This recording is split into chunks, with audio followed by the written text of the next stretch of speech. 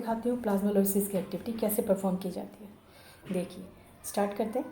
सबसे पहले हमने रियो लीफ लिए, आपके नीचे वाली एक्टिविटी में ये मेंशन है। रियो लीफ लिए, इस तरह की लीफ को हमने लिया, उसे कट किया।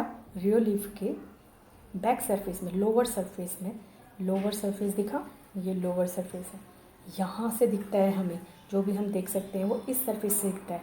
मतलब जो आपकी लीफ होती है उसका फ्रंट हिस्सा नहीं, नीचे वाला हिस्सा, वहाँ से देखा जाता है। ठीक है, तो हमने स्टार्ट किया देखना। तो उसके बाद ये देखना है, हमें देखना क्या है, ये सेल वॉल के अंदर इस तरह से पूरा प्लांट सेल एडजस्ट हो रखा होता है। तो हमें देखना है कि सेल वॉल को छोड़कर ये कैसे अंदर घुस जाएगा, मतलब श्रिंक हो जाएगा। चलो स्टार्ट करते हैं। तो आपने देखा, ये हमने एक शुगर सोल्यूशन लिया, नमक का भी ले सकते थे, चीनी का भी ले सकते थे।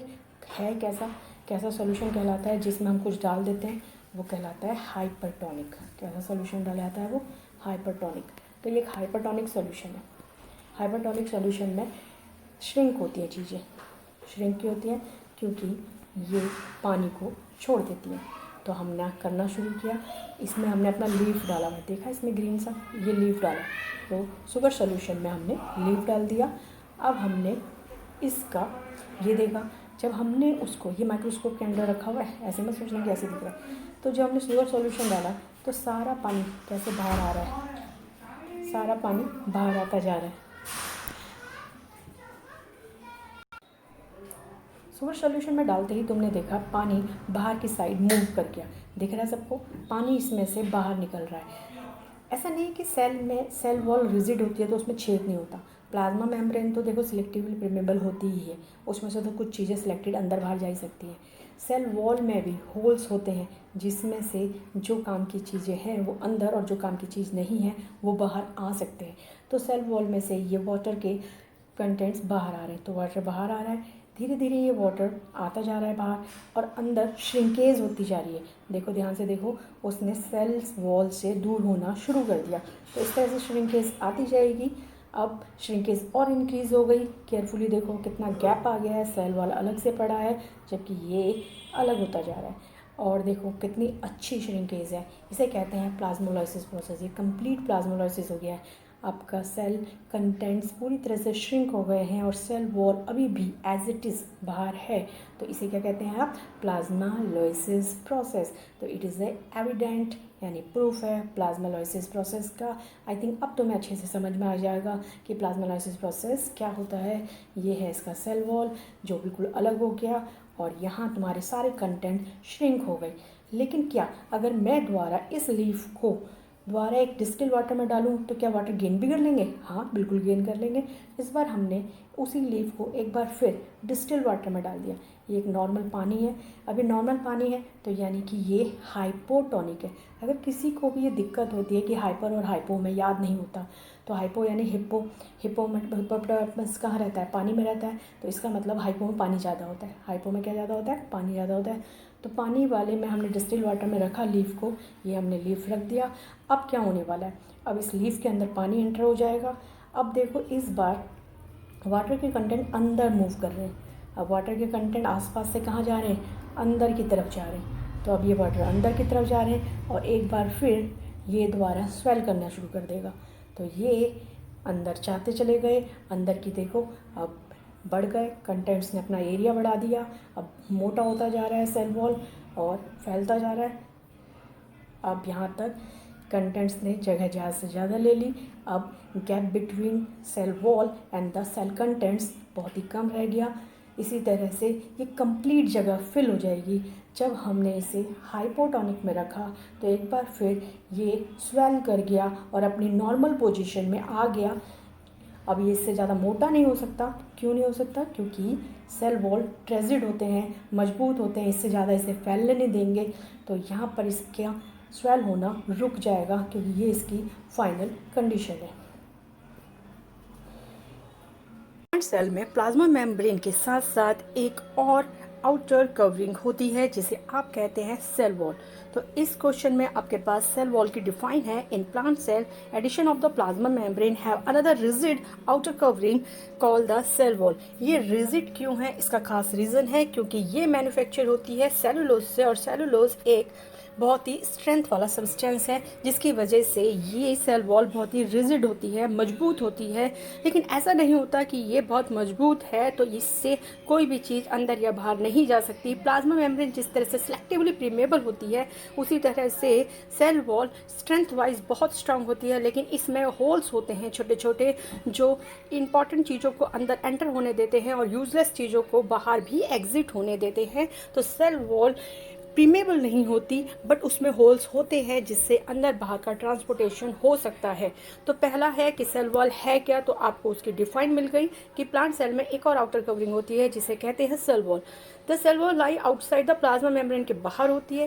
Plant cell will mainly compose of cellulose. किससे बनता है? सेलुलोज से। तो ये एक नंबर का छोटा सा क्वेश्चन, किससे बनता है? सेलुलोज से। सेलुलोज है क्या? एक कॉम्प्लेक्स सब्सटेंस है जो प्रोवाइड करता है स्ट्रक्चर स्ट्रेंथ ऑफ प्लांट।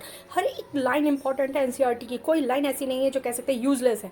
तो ये लाइन में 3 क्वेश्चन बन गए। प्लांट सेल वॉल कहाँ लोकेटेड होती है? Outside the plasma membrane. Cell wall किससे बनती है? सेलुलोज से। सेलुलोज खुद क्या है? वो है कॉम्प्लेक्स सब्सटेंस एंड प्रोवाइड करता है structural strength of the plant. अब है ये प्लाज्मोलाइसिस प्रोसेस है। प्लाज्मोलाइसिस प्रोसेस में तुम्हारे पास ये सेल वॉल है। जब एग्जिट हो जाता है पानी ऑस्मोसिस प्रोसेस से तो जो सेल कंटेंट्स है वो श्रिंक हो जाते हैं, लेकिन सेल वॉल रिजिड होती है तो वो अपनी जगह में एज इट इज़ रहती है।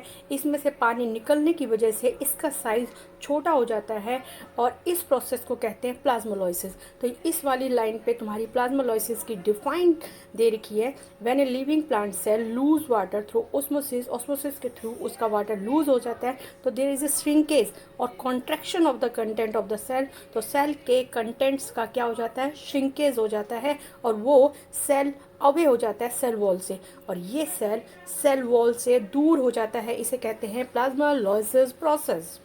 आगे एक और एक्टिविटी देखते हैं जो यूज़फुल है। ये रियोलीफ लेके की गई है। इसमें दिखाया गया है कि डेड सेल कभी भी ऑस्मोसिस प्रोसेस नहीं करते, उसमें प्लाज्मोलाइसिस नहीं होता, यानी कि वाटर अंदर या बाहर नहीं जाता, ना पानी अंदर जाता ना पानी बाहर आता।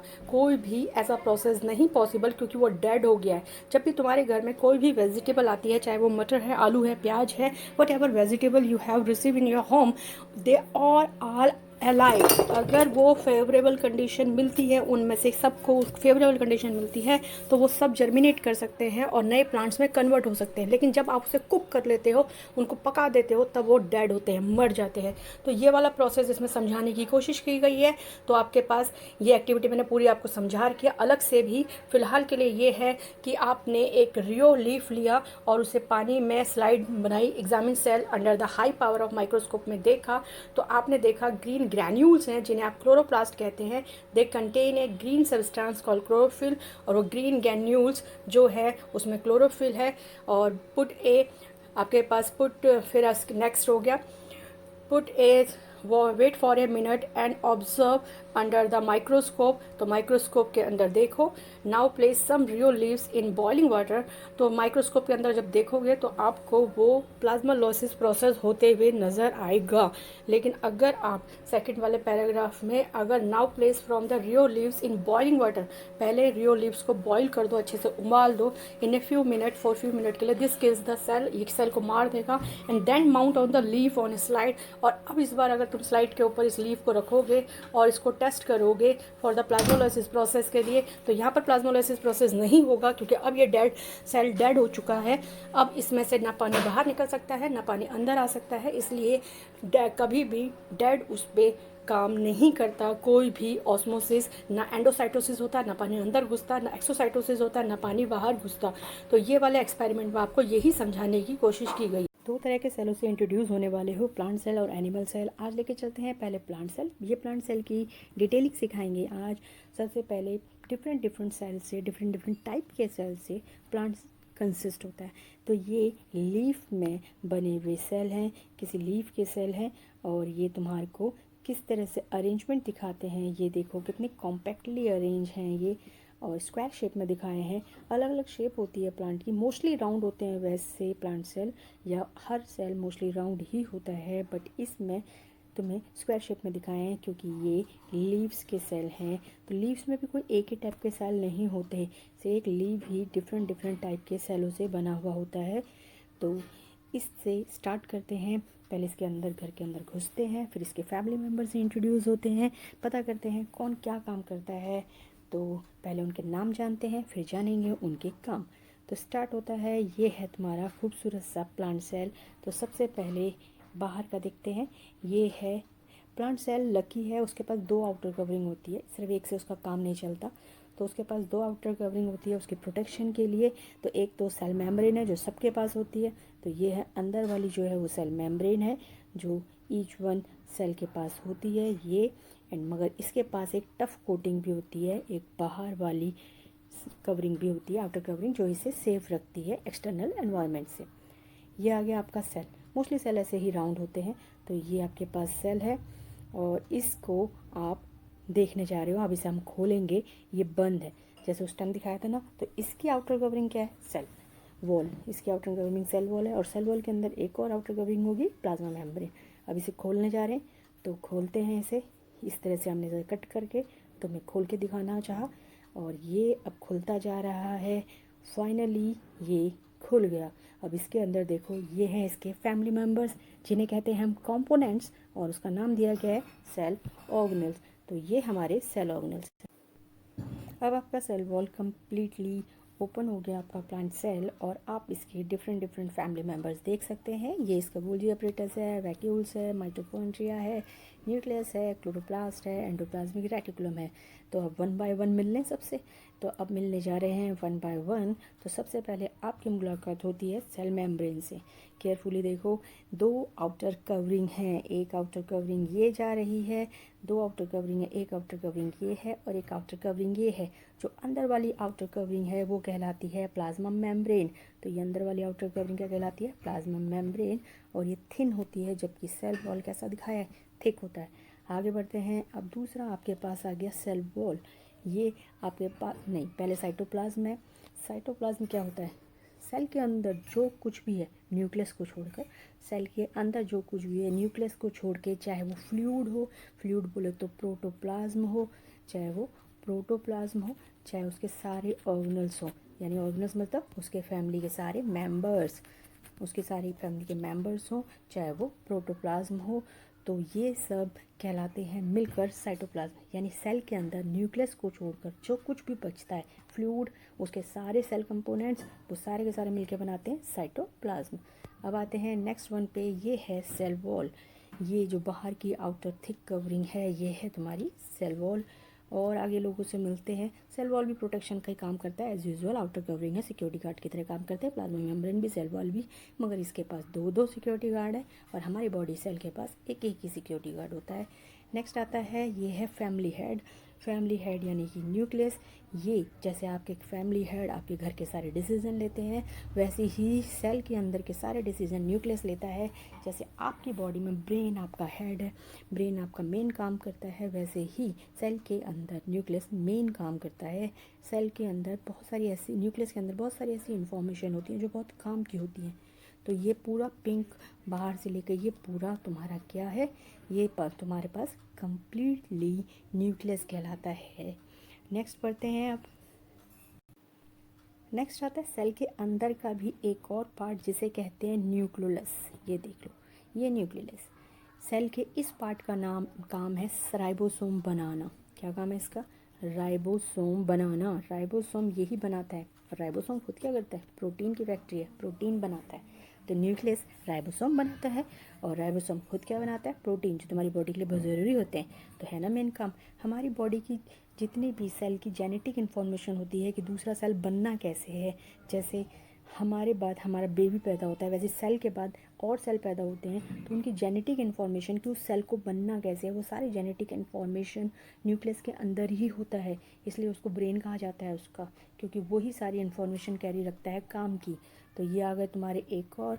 अब आता है नेक्स्ट वन। ये तो प्लांट सेल का एक अच्छा सा खूबसूरत सा डायग्राम है। देखो सब कुछ कितने अच्छे से दिखाया हुआ है। ये इसकी डबल लेयर दिखा रखी है, अंदर वाला है, ये बाहर वाला। और ये अभी तुमने इंट्रोड्यूस हो गया अभी एक मेंबर से, तो जो कि घर का हेड है, और उसका नाम था न्यूक्लियस। न्यूक्लियस के अंदर क्या होता है? न्यूक्लियोलस। और न्यूक्लियोलस क्या क्या बनाता है? राइबोसोम। राइबोसोम का काम क्या है? प्रोटीन को मैन्युफैक्चर करना या प्रोटीन को सिंथेसाइज करना, दोनों सेम ही वर्ड है। केमिकली मैन्युफैक्चरिंग को सिंथेसाइज वर्ड कहते हैं। तो साइंस में बहुत बार तुम जब सिंथेसाइज वर्ड पढ़ते हो तो उसको लेके कंफ्यूज मत हुआ करो, नॉर्मल सी बात है, मैन्युफैक्चर करना, बनाना। तो यही है सिंथेसाइज का रियल मीनिंग। अब आगे बढ़ते हैं। नेक्स्ट है तुम्हारे पास एंडोप्लाज्मिक रेटिकुलम। ये एंडोप्लाज्मिक रेटिकुलम है। जो राइबोसोम अंदर से बन के आए थे, जो राइबोसोम न्यूक्लियस ने बनाए थे, वो राइबोसोम इस एंडोप्लाज्मिक रेटिकुलम में चिपक जाते हैं। ये देखो चिपक रखे। तो ये राइबोसोम है जो एंडोप्लाज्मिक रेटिकुलम में चिपक जाते हैं। ये एक चैनल है जो तो न्यूक्लियस से मिलने वाली चीज़ों को आगे तक पहुंचा देता है। इसके बाद आता है आपका नंबर, ये आ गया आपका क्लोरोप्लास्ट। प्लांट सेल की जान है क्लोरोप्लास्ट। प्लास्टिड नाम है वैसे इस पार्ट का। क्या नाम है इस पार्ट का? प्लास्टिड। प्लास्टिड किचन फैक्ट्री है, प्लांट सेल की किचन फैक्ट्री है। प्लांट का खाना यही बनता है, तभी तो ये ऑटोट्रॉफी है। यही तो अपने सेल के अंदर खाना बनाते हैं, हम थोड़ा बनाते हैं। हमारे तो सेल के अंदर खाना ग्लूकोज की फॉर्म में ब्लड लेके जाता है। बना बनाया खाना ग्लूकोज की फॉर्म में ब्लड सेल तक लेके जाता है, लेकिन ये अपना खाना अपने ही सेल के अंदर बनाता है। इसीलिए कहते हैं ये ऑटोट्रॉफिक होते हैं, ये अपना खाना खुद बनाते हैं। किसकी हेल्प से? कार्बन डाइऑक्साइड की हेल्प से, वाटर की हेल्प से, सनलाइट को ट्रैप करके।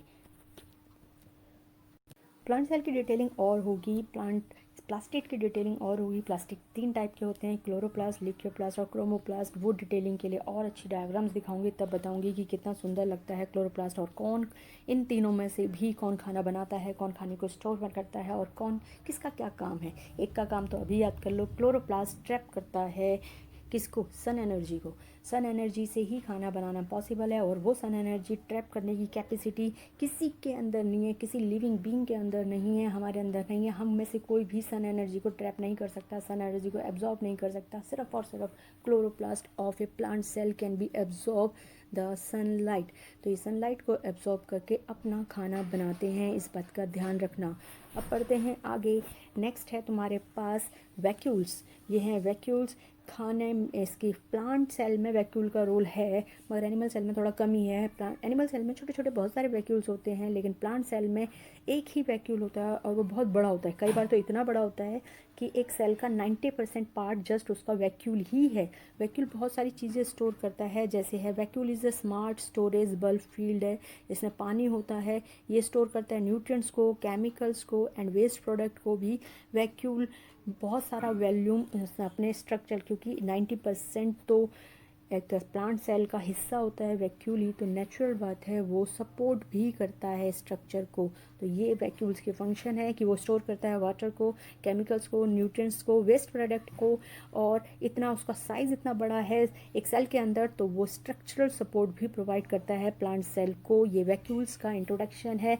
ये इनके घर का बड़ा भाई है, वो उनकी मम्मी थी प्लास्टिड, क्योंकि वो खाना बना रही थी।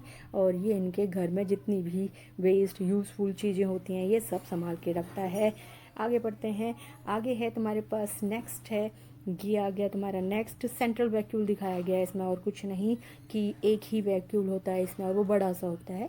नेक्स्ट आ गया तुम्हारा, ये है आपका माइटोकॉन्ड्रिया। ये आपका माइटोकॉन्ड्रिया है, ये एनर्जी जनरेट करता है। प्लांट सेल में दोनों ही एनर्जी जनरेट कर लेते हैं, प्लास्टिड भी कर लेता है, माइटोकॉन्ड्रिया भी कर लेता है, लेकिन एनिमल सेल में सिर्फ माइटोकॉन्ड्रिया के पास ही ये एबिलिटी है कि वो हमारे लिए एनर्जी जनरेट करें। तो ये माइटोकॉन्ड्रिया है और ये एनर्जी जनरेट करता है। नेक्स्ट वन देखते हैं। नेक्स्ट वन किससे इंट्रोड्यूस होने जा रहे हैं? अब हम इंट्रोड्यूस होने जा रहे हैं गोल्जी कॉम्प्लेक्स अपरेटस बॉडी। मतलब गोल्जी मेन वर्ड है, इसकी कास्ट 3 है। गोल्जी कॉम्प्लेक्स बोल लो, गोल्जी अपरेटस बोल दो, गोल्जी बॉडीज बोल लो, कुछ भी बोल लो, गोल्जी वर्ड मेन है। तो गोल्गी भी पढ़ते हैं इसे, वैसे गोल्जी भी पढ़ते हैं, जो आपको अच्छा लगे वो पढ़ो।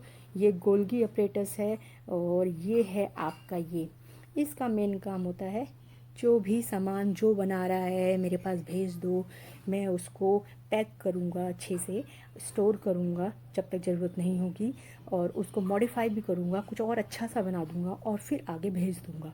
तो ये स्टोर हाउस की तरह है, लेकिन स्टोर हाउस भी ऐसा जो पैकिंग करता है, भी नहीं कूड़े की तरह सब कुछ रख लेता है, पैकिंग करता है, मॉडिफाई करता है, चीज़ों को अच्छा बनाता है, और फिर जब जिसको ज़रूरत होती है पैकेट में बंद कर करके, देखो ये इसमें बंद कर करके ईच एंड एवरी सेल के पास पहुंचाता है। साइटोप्लाज्म में सभी फ्लूइड, सभी जो होते हैं फ्लो कर रहे होते हैं, सस्पेंडेड होते हैं, इधर उधर घूमते रहते हैं, क्योंकि लिक्विड के ऊपर हैं, एक फ्लूइड के ऊपर हैं सारे के सारे, ये तो इधर अंदर मूव करते रहते हैं। तो इनकी फिक्स पोजीशन नहीं है। ये मत सोचना कि गोल्जी अपरेटस हमेशा यहीं होगा, ये यहीं होगा, ये यहीं होगा, या माइटोकॉन्ड्रिया यहीं होगा। ये इधर उधर मूवेबल है। हाँ, अगर कोई किसी के साथ जुड़ा हुआ है तो वो उसके साथ साथ ही मूव करेगा, लेकिन मूवेबल है क्योंकि ये फ्लूइड में फ्लो करते हैं।